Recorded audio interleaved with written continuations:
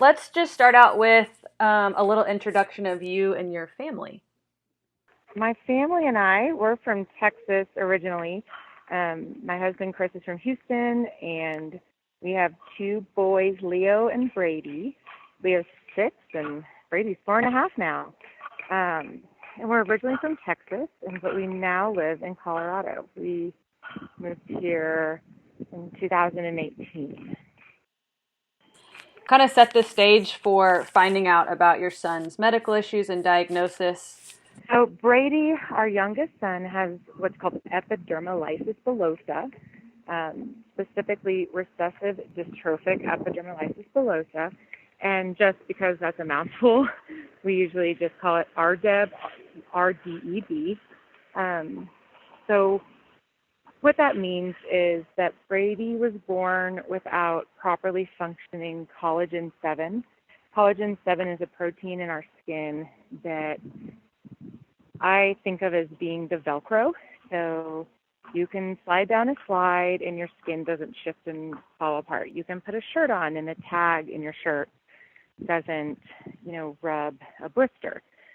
For Brady, what happens is that because it doesn't properly function, his skin layers sort of lay on top of one another, and anything that might cause friction, like falling on the ground, really rips his skin layers apart and causes deep wounding. Or if he puts a shoe on and it, rubs in a weird way, it'll cause a blister. It's just he's very sensitive to it, and that is what his type of epidermolysis bullosa is called. It's something that he had inherited from my husband and we didn't know we had it. We didn't know we were carriers for it. It's a very rare disease. And, so I had a very normal pregnancy, healthy on my end, and nothing alarming on any ultrasounds or blood work.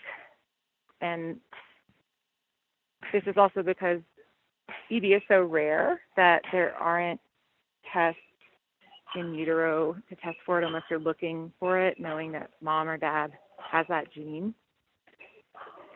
So Brady was born on July 2nd of 2016, and I had a regular delivery, not expecting anything. My husband and I didn't even know if he was going to be a boy or a girl, so that's what we thought our surprise would be. So when Brady was born, I was like 2 days past my due date, and just for, precaution and protocol at the hospital, there was the requirement of having a NICU team there just to make sure he didn't aspirate on meconium or have any difficulties, which is just kind of an incredible coincidence. So Brady, when we delivered Brady, I remember looking down and just seeing that his little feet were both just bloody and kind of beefy and like raw. And I looked down, and my husband was supposed to sort of tell me if it was a boy or a girl. And he looked down, and he really composed himself and looked at me, and he just said, "It's a boy." And it was such a joy on his end. I'm sure he was freaking out inside because he didn't know what was going on. But his face was so consumed with love. It was just, I remember that really well. So at that point, we had the NICU team already in the room, which is just amazing. And they had the same looks on their faces. And I just remember them grabbing sort of what I would think of as like a produce grocery bag kind of, and like filling it with kind of a warm gel or lubricant or something. And I remember them putting his feet in that and swaddling him. And I looked at Chris and I said, "I gotta hold him. I have to hold him. I can't just take him away." And so Chris really advocated, and they said, "Well, you have about 30 seconds, and then we need to take him down to the NICU to get him tested.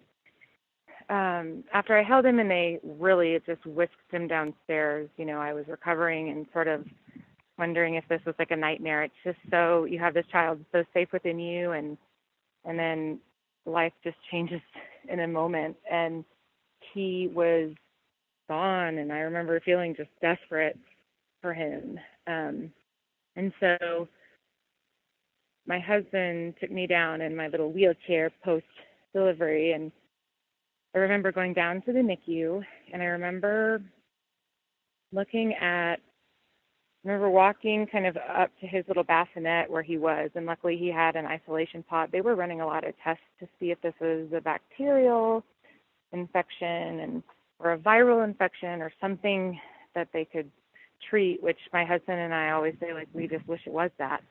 And so I remember going down there, and just, there was this warming light over his bassinet, and he was covered in like Vaseline. He was just this like beautiful, greasy, shimmering, my baby, but also like had wraps on his feet, and I just was staring at him, and I looked up at the little board above his bassinet that always says kind of who the doctor is and who the patient is, and it just said, "Baby boy Attar, Epidermolysis Bullosa ?" And I am a nurse, and I looked at that, and I knew parts of the words. I mean, I knew lysis, and I knew epidermolysis, epidermis, bullosa, blisters, and I just remember, I think it was so, I remember there was what I would say, like maybe a resident there who was trying to know what to say to me. And all I cared about, I didn't care. I didn't want to look up the disease. I didn't want to look it up. But I remember just looking at her saying, if you know what this is he going to be in pain? Is he going to have pain his whole life? Like, that was my one question. Because knowing the terms, that's what I think of as painful. And, I could tell that in her face, it broke her heart to tell me that if it is epidermolysis bullosa, that it is painful. And I remember her telling us, well, there are lots of ways to treat it with morphine. And I think I was just numb, but also just so mesmerized by this child that was, 12 hours ago was within me and now is out. And I don't know, it was a shocking moment. Tell me about kind of the idea of you being a nurse, noticing that you and your team were all kind of learning about this together, and what that was like. When Brady was delivered, we had a covering obstetrician, and she really looked at me with sort of, of course, wide eyes. I think it was the only time she'd ever seen this. And she asked me a plethora of questions about when I sought prenatal care, and did we have any diagnosis of like amniotic banding, which can happen. And I just said, no, everything was fine. I have no clue. And just watching, her eyes were full of what I would say fear and just disbelief. And I think, so when he went down to the NICU, they really ran pretty quickly tests to rule out infection, which they did. And we learned in about, I would say, 24 to 36 hours that his diagnosis was EB, because they had done blood work to rule out the things that otherwise, if it weren't EB, it would be. But EB is so, of course, rare, but also presents differently, and there are different types of EB, and different skin layers can be affected in those different types. And so they told us within about 36 hours that is really what they thought he had. So we had to wait to do more diagnostic testing about what type of EB Brady had. So we were there. Brady was in the NICU for about 2 weeks total. On day 2 of Brady's life, they took a skin biopsy of healthy skin, and with that biopsy, saw that he had very low levels of collagen 7 in that skin biopsy, which would indicate that he had recessive dystrophic. He also, about 8 weeks or so later, had a blood test to confirm it. So I think the hardest part of that experience, in retrospect, was that as a nurse, I'm around a lot of caregiver, physicians and medical personnel, and I could tell that they were very nervous and very fearful, and they were trying to make a diagnosis that was correct. But we had some saying, well, he only has skin off his feet, so it's not going to be maybe as bad as you think, and we didn't see in his throat that there were any blisters, and they sort of were giving us a prognosis that it might be less than it is, and so that was really hard.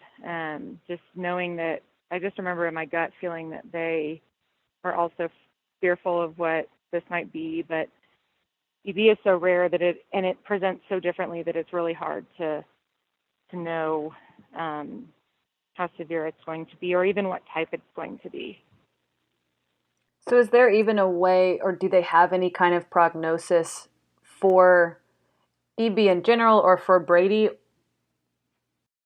Okay, so Brady, I'll give you a little background of kind of why it's hard. Because it's so rare, and EB is sort of a blanket term for blistering skin diseases. And so there are certain types of EB that affect different layers of your skin. So Brady's affects collagen 7. There are types of EB that affect your laminal layer. So it's such a broad, we really had to measure it, to make sure he had indeed inherited it from us, and it was dystrophic. Dystrophic is sort of synonymous with scarring, meaning that where he wounds, scars can form and do form. So it can cause contractures. So dystrophic, Brady's is a specific type. Brady's type is one of the most severe types. Brady's type has been hard to we are working right now on creating registries of people with these conditions because it's so broad. There have been people that might have said, oh, my grandmother or my great-grandmother didn't have nails on her hand or had wounded easily. There isn't a really specific set of symptoms or characteristics.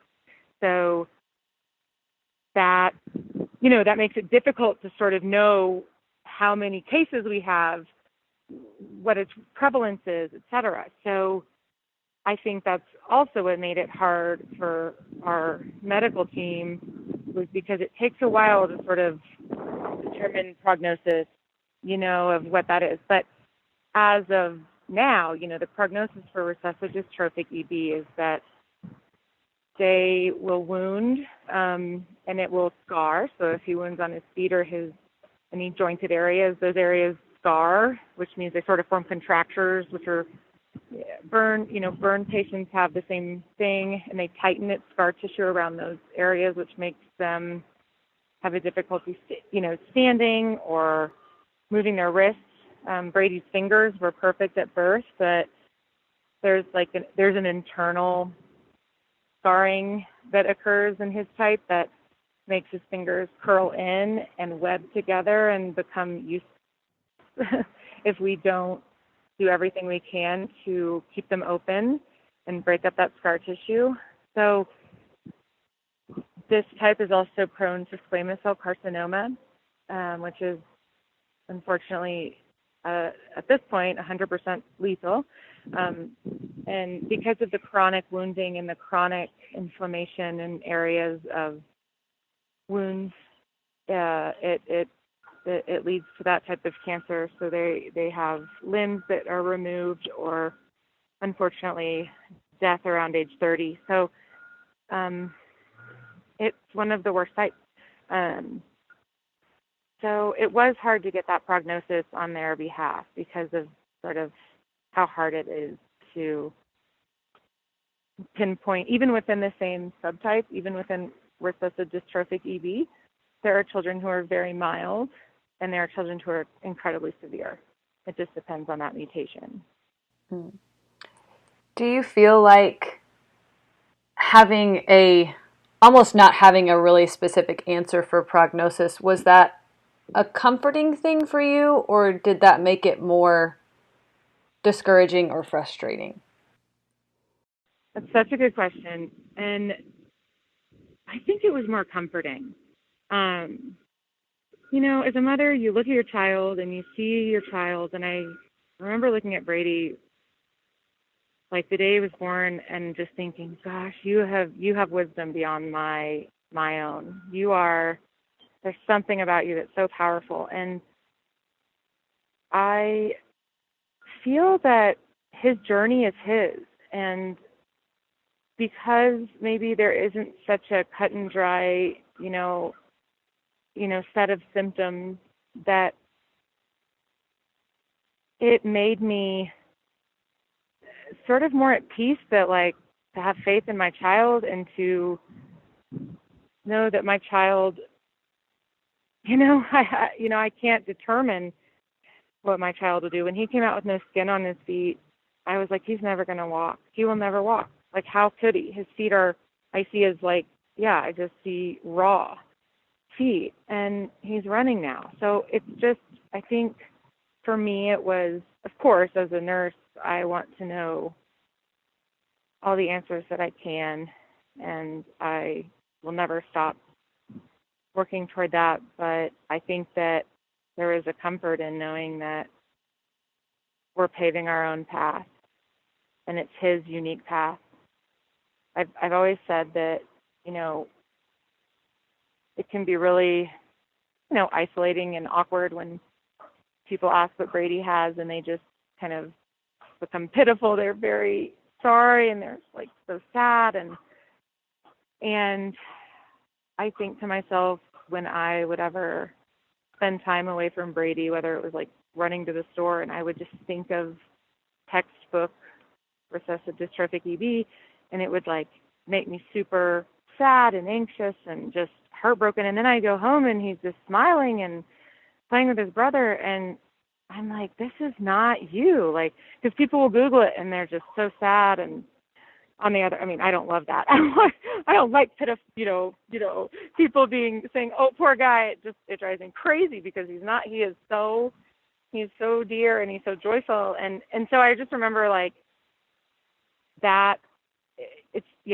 He's paving his own path and we're paving our own path. And I think I just that's how I was inclined to think at the beginning.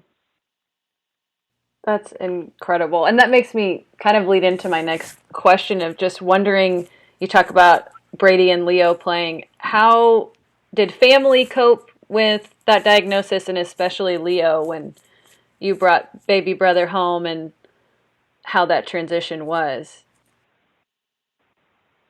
Yeah, you're going to make me cry. So family, we have the most incredible family. They were heartbroken, completely heartbroken. We all are. We are heartbroken every day.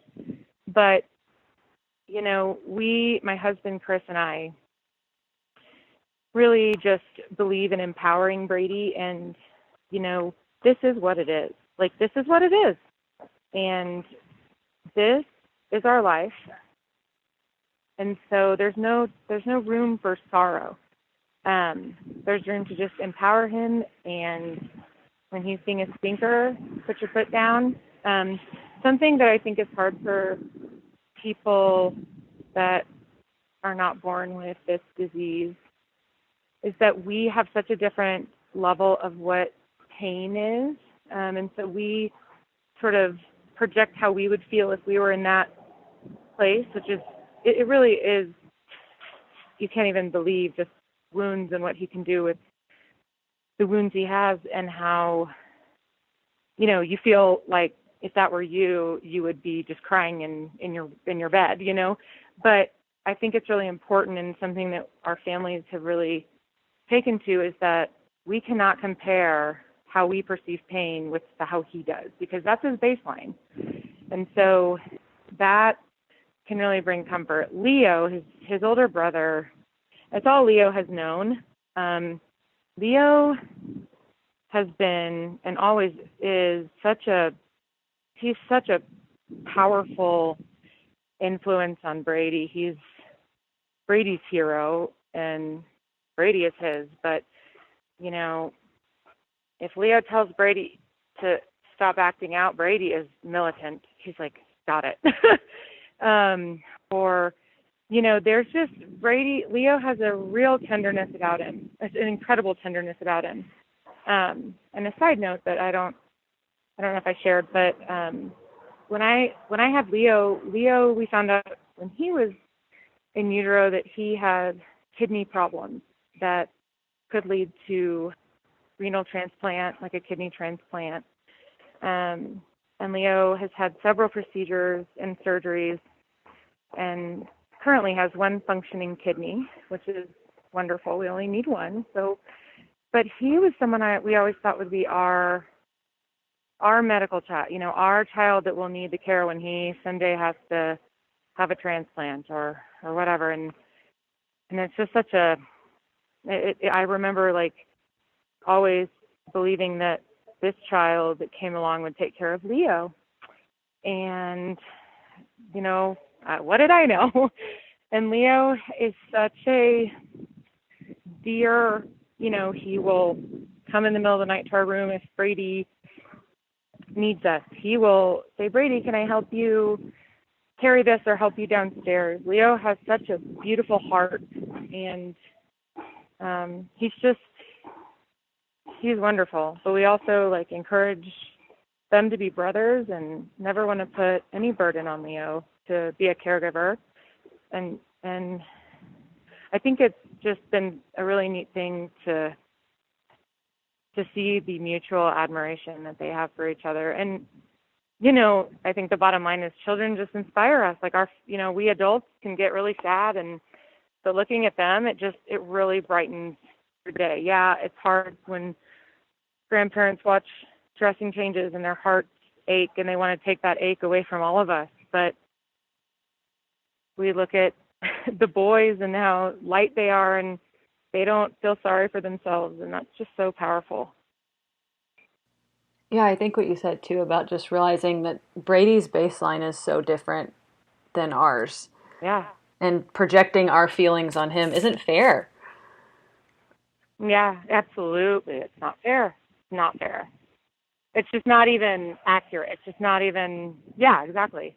It's not an accurate thing to do. So it takes away your desire to pity him. And so I think that's what is so hard when people pity children, whether it's Brady or others with, chronic illnesses, because they are fine, quote unquote.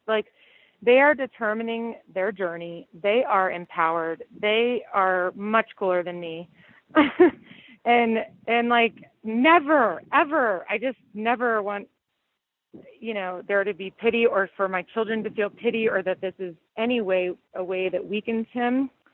And that's so important in Brady, especially because of how it progresses with age. And, I tell people how it affects every part of his body, truly, every part, his skin, his muscles, his joints, his nerves, his GI tract, his eyes blister. And we have so many therapies on board to work against this disease taking over.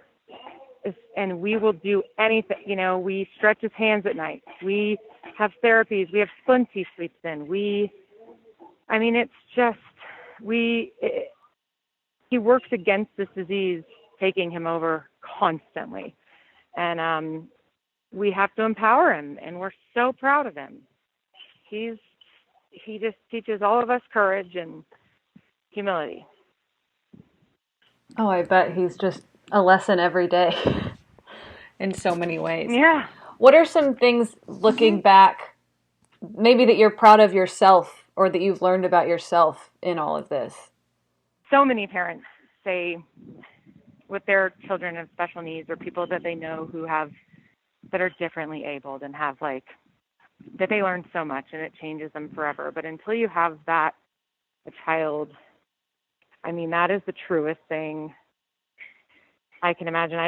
I remember describing to myself that like I used to view the world, I was always aware and loving and you know, yeah, just I feel like I'm a generally good person but I experienced the world on this sort of one plane. Like I'd look, straight ahead and just see what life was. And I felt physically after learning about Brady that I just like came out from underneath water. Like my world is so much bigger. Like it just expanded my horizons. Like it just, Eileen, you can do this, or Brady can do this.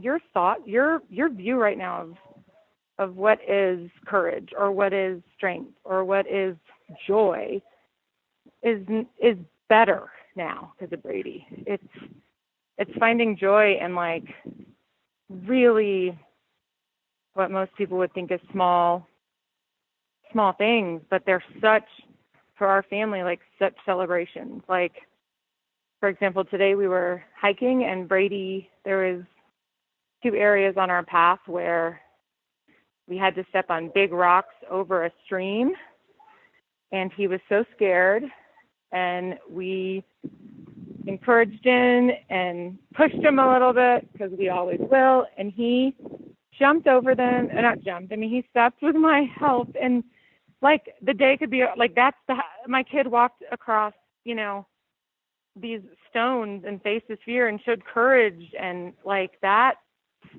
just humbles you to your core and teaches you sort of what we are made of and what we're capable of. That has been my other, just what we as humans are made of. We are made of such incredible stuff, and children are beautiful and amazing and strong. And yeah, I think that's what it's taught. I remember sitting in the NICU when we were there, and I was looking around at all the babies on their ventilators and mothers who were just so tired holding their babies and these just children. And I was thinking to myself, these children, these babies are not choosing to like do what they do each day. They're not like, today I don't really feel like, breathing on my own without an oxygen, supplement. Like they just showed me how instinctively we fight and we are resilient.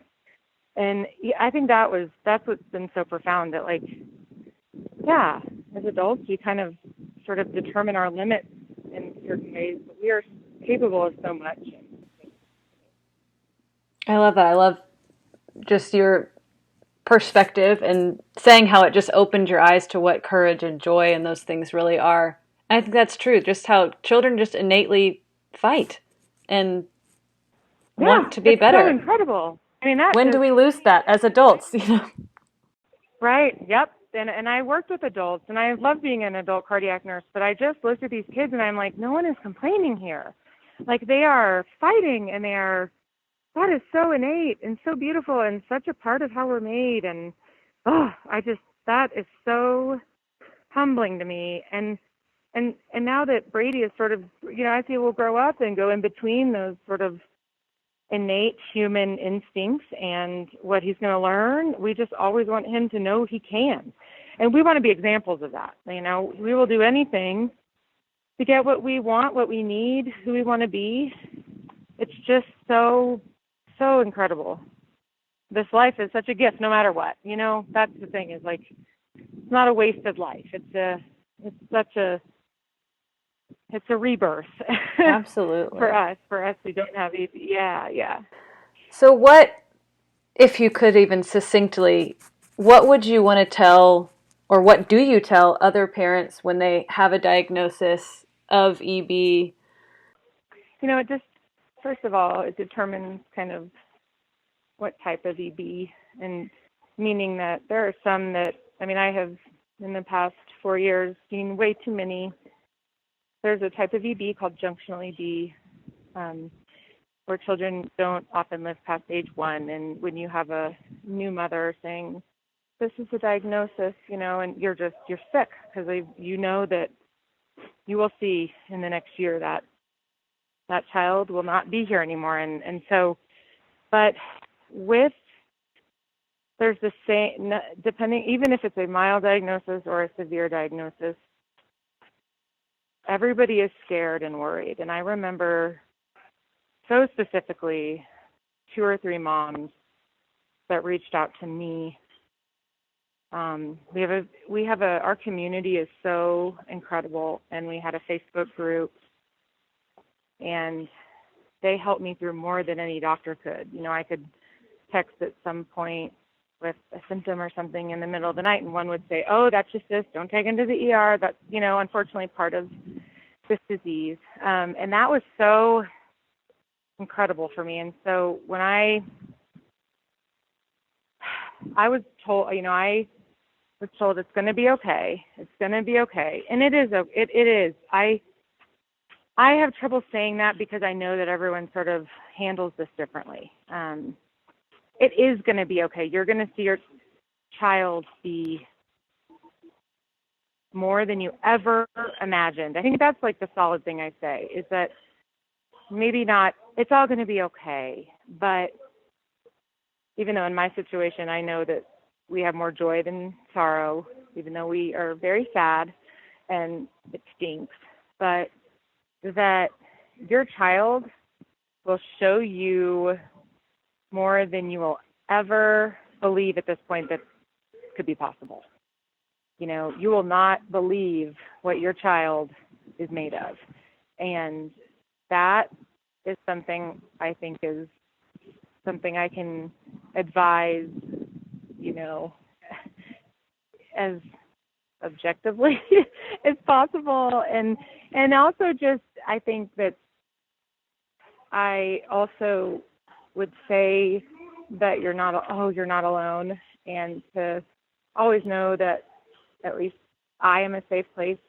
If you ever have fears, I'd love to help you. If you have bandaging techniques that, or you have a blister and you don't know how to bandage it, I'm here to help you, and so is this community. Here's where the medical teams are and the doctors are that know this disease, and you're not alone, and just, no question is stupid. I mean, still to this day, it's just, it's such a rare disease with so many different things. I ask questions still that I'm like, is this a silly question? It's just, we are a community, and it's such an isolating condition. But that, believe in your child. Just believe in your child. Empower your child. This disease can take over so quickly, and just tell them they can. Just, redefine what joy is. Redefine what success is. It's like for Brady, nothing. He may not be able to run as much as his older brother, and he might need to take a break, but that doesn't bother him as much as like if someone didn't include him. Like sitting out on the sidelines is so much more painful for him. So just empower them and know that they will humble you. Just know this is actually just it's going to be a beautiful journey, and it's going to be full of everything. And I know this is I'm kind of stemming off of that, but people are often like, how do you get through your days? Like, how do you, looking at your child, because, my son Leo has one kidney, but he doesn't suffer daily. He doesn't suffer. I mean, the worst thing a parent can think of is their child suffering, and Brady suffers daily. And how do you reconcile that, and how do you find it within you to go on? And other than the things I've told you before, like today earlier, just a few minutes ago, is that number one, like none of us are promised tomorrow. I can look ahead and have all these worried thoughts that think, you know what, Eileen, you could be, your days, you don't know what your future is. You don't know. None of us have that promise. And just that we all suffer. You know, people suffer in different ways, and this is our suffering. And we find such a joy in the fact that our family loves each other, and I have a loving husband, and we have, you know, everyone suffers in their own way, and nobody's is less or more. But this is just part of being a human, is the suffering that it's associated with it. So we all suffer, and no one's promised tomorrow. Those are really the two things that get me knowing that it's okay. Yeah, some days are horrible, and you bring Brady to go play on the playground, and he's so happy, and he tries something for the first time and rips skin and off his entire hand, and we have to leave, and it's just EB rearing its ugly head, and it's horrible and angering. But we're not. We are working toward a cure, and we will not stop until there's something. Yeah.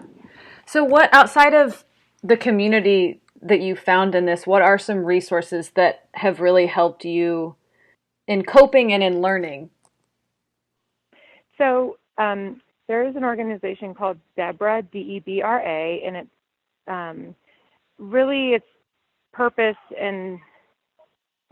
is to sort of educate on how to care for someone with EB. It's a wonderful resource. When Brady was born, I was referred to them first, and they were so good about how to bathe. I mean, I even helped tell our dermatologist like how to bathe, gave them that resource, just sort of how to handle a newborn with EB, how to bandage in certain ways. They have a really incredible program that saved us. They have, so EB, you have to have very specific bandaging. Bandaging is right now the only treatment, so full body bandaging. And because of EB's rarity, trying to get bandaging covered through insurance is a fight. It's about $8,000 to $10,000 a month without insurance, and so we had to fight a lot in the midst of us fighting to, because many insurance companies are saying, okay, we will cover these bandages, but the thing is Brady won't get better. Like, this is what he has, so it has to be, it's not like you're covering this for just a few months or something. So it's something, you know, rarity really translates into that horrible circumstance. So one thing that DEBRA provides is they have a donation and distribution program for families who do not have coverage through their insurance for the bandages. They will ship them out to you because it's the only life-saving treatment. Brady could not live without bandages. And so we had several shipments from them while we were in between fighting for coverage. And on the other end of it, they have a donation program. So once we got Brady's supplies covered, if he outgrew certain bandages or doesn't use them anymore, we would send all unopened bandages in a donation back to DEBRA. We do that all the time. You know, he may have used this when he was younger, but we ordered a ton of it, and now we're going to send it back to them. So that's a really wonderful resource at that point.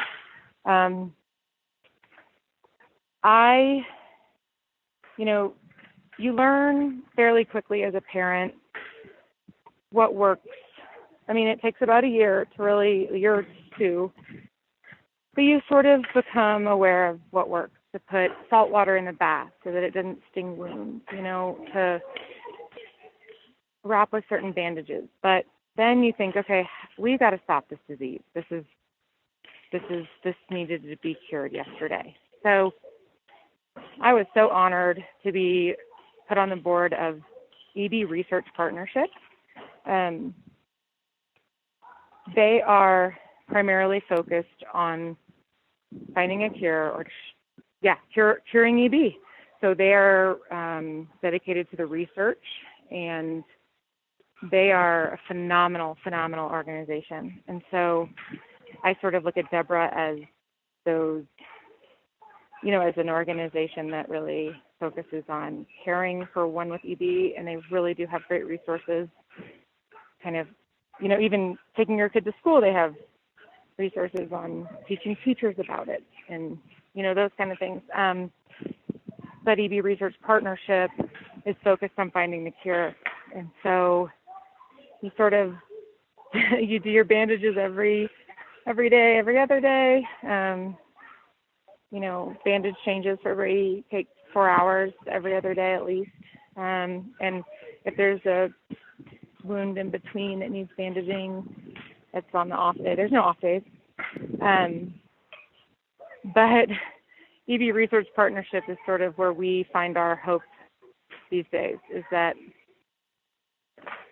how can we, the science is there, the money is needed, the support, the awareness, just knowing about the disease really, really changes people and really is so moving. And these kids just need to have an end to their suffering. And so I would say those are the two resources that are really important in our community. And EB Research Partnership has a big event coming up, I believe, next week. Tell me more about that. Yeah, so EB Research Partnership has an incredible event coming up. It'll be on November 18th, and it'll be at 8 p.m. Eastern Standard Time. And it is going to be star-studded. We have really been so fortunate to have an awareness in that world. Just to go back, in 2010, EB Research Partnership was actually founded by Jill and Ed Vedder, Eddie Vedder is the kind of front man of the band Pearl Jam, and they have an incredible following. And Jill in herself is such a social activist. She's just an incredible person. And Jill grew up with a neighbor who had EB, and it really was so moving to her, and so it just was so shocking. And she couldn't, as most people say, there's no cure, they live this forever. And so Jill and Ed Vedder, along with two other families, formed the EB Research Partnership. And this year has been such an incredible, they have their hearts are so amazing, and they, along with our whole team at EBRP, have put together an incredible fundraiser called Venture into Cures. So like I said, November 18th at 8 p.m. Eastern Time. It'll be streamed on Amazon, as well as ebresearch.org. They can find more information there, but it is probably the most far-reaching and just incredible fundraisers we've done, which is so wild in the stage of this pandemic, where we had built such momentum last year and really were and are making progress with these clinical trials for curing and treating EB, and then their involvement has been amazing. And we have Renee Zellweger and Laura Dern and Adam Sandler and Bradley Cooper, and it's going to be so amazing. So we would love, they do a beautiful job of portraying our children in a hopeful way and not a sad way, in a tasteful way. And it's as much as I wish my child didn't suffer from it, the community is, I've never known anything like it. They're just incredible people who are so devoted, and it's just such a sweet reflection of humanity. So we would love if anyone could join in on that and just check it out. Wow. That sounds amazing. I am excited to watch that next week for sure.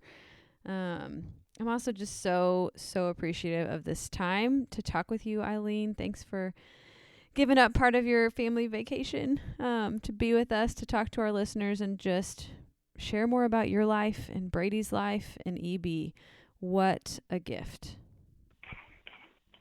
Thank you so much. Thank you for reaching out. It's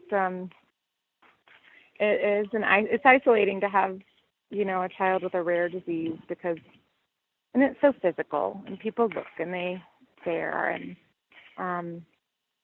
but all we want is to teach people about it and hope that and believe that there is going to be a cure within his lifetime to ease his suffering. So you guys, I have to say that in our experiences, again, this will make me cry, but with Brady and his procedures, there are so many, ways he could have such a negative association with that because he has constant procedures. And our child life specialists are literally lifesavers. They come in and I could offer Brady my iPad and he yells at me and he doesn't want it, but then when you guys come in, he is all for it and he looks for it. He gets so excited when we say that, we're gonna see Amanda, who's our favorite right now. And I mean, she's so fabulous.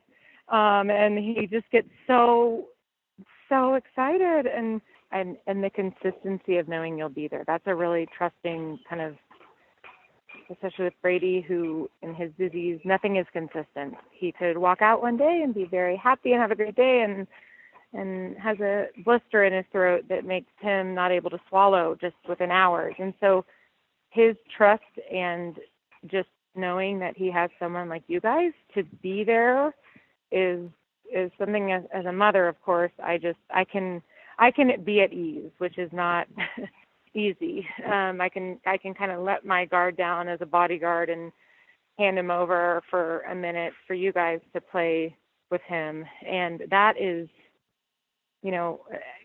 in the midst of a disease that's so physically painful, all that we hope is that he finds joy in whatever that is. If he has wounds, but he's laughing and playing, I don't want to focus on the wounds. We want to focus on the joy. And so you guys bring just a really special element to that experience. And just never forget it, never lose it, because it's really impactful. You guys are the best.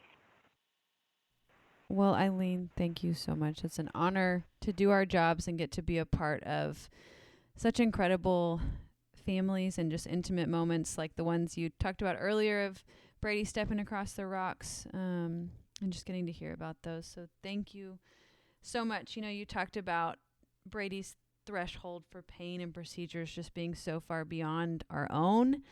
And I'm also so inspired by yours for the intense daily care for your sons and your passion just to advocate for the EB community at large. I love what you said about that it's just a beautiful journey for all of us that's full of everything, from suffering to championed moments. So thank you so much for just sharing. And thank you to our listeners for tuning in and just listening to Eileen and Brady's story. On the show notes page, you'll see the information for the resources that we talked about, as well as the link for the incredible star-studded event on November 18th at 8 Eastern Time. It's going to be streamed on Amazon, so super easy to tune in and watch. I'm pumped to watch it, and I hope you guys will too. So thank you so much. Have a great rest of your day.